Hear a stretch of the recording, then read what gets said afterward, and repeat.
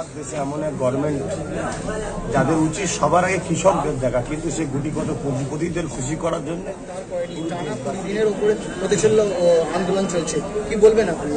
এটা বড় দুর্ভাগ্য যে আমার দেশে এমন এক গভর্নমেন্ট যাদের উচিত সবার আগে কৃষকদের দেখা, কিন্তু সে গুটিকত পুঁজিপতিদের খুশি করার জন্য পুরো দেশবাসীকে কালা কানুন তৈরি হয়েছে। ওই আইন, ওই কানুন যাতে প্রত্যাখ্যান করে কেন্দ্র সরকার, সেই উদ্দেশ্যে আমাদের এই মিছিল। আপনাদের কতদিন চলবে এই আন্দোলন? যতক্ষণ না কৃষকরা হাসবে। আচ্ছা, আপনি কৃষকদের হয়ে পথে নামছেন, কিছু কৃষক কিন্তু আপনার বিরুদ্ধে অভিযোগ করছে আপনি জমি জবরদখল করছেন, এটা কি তারা সত্যি? আদৌ কৃষককে আমি জানি না, তাদেরকে আমি চিনি না। যদি এরকম কোনো তথ্য থাকে আমার জন্য গভর্নমেন্টের যে শাস্তি আছে আমি নিজে থেকে মেনে নিতে রাজি আছি। আচ্ছা, আপনি কেমন সাড়া পেলেন আজকের এই মিছিলে? মানুষ কেমন? খুব ভালো মানুষ সারা পেয়েছি। বিশাল বড় লম্বা মিছিল হয়েছিল, আর অনেকটা হেঁটেছে মানুষ, অনেকটা হেঁটেছে মানুষ। কৃষকদের উপরে মানুষের যে এত এই স্বাভাবিক টান হওয়া, কৃষকরা তো আমার দেশের প্রকৃত হিরো এবং প্রকৃত তারাই তো আমাদেরকে সবকিছু, দেশটা চালাচ্ছে কৃষকরা ধরতে গেলে। তাদের অর্থ, তাদের মেহনত থেকে সবকিছু।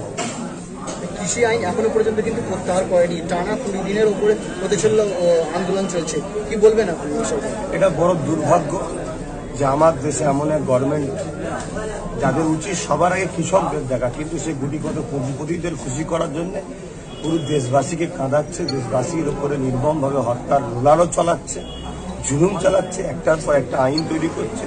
তা আজকে বিগত দিন যা আইন হয়েছে সেটাকেও যেমন আমি দেশবাসীর উপরে যে অত্যাচার সেটাকেও যেমন ঘৃণা করেছি, কিন্তু আজকের যে আইনটা কৃষকদের বিরুদ্ধে, এটা কখনো একেবারে কোনো দিক দিয়ে কোনো অ্যাঙ্গেলে মানে যতক্ষণ না প্রত্যাখ্যান করছে, এ থেকে মানুষ পিছিয়ে আসাটা কোনো মানুষের উচিত পাবে না আমি মনে করি।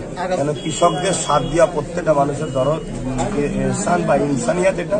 কেন আমরা সবাই কৃষকদের কাছে ঋণী, এই সুযোগে ঋণ শোধ করা দরকার। কৃষকদের হয়ে আপনার আন্দোলনের ঝাঁজ কি তীব্র হবে আগামীতে? অলরেডি হবে। আগামী আমাদের রোববার আমাদের জাঙ্গিপাড়া থানা বাহানা বলে একটা জায়গা আছে, সেখানে বিরাট বড় জনসভা হচ্ছে কৃষকদের হয়ে।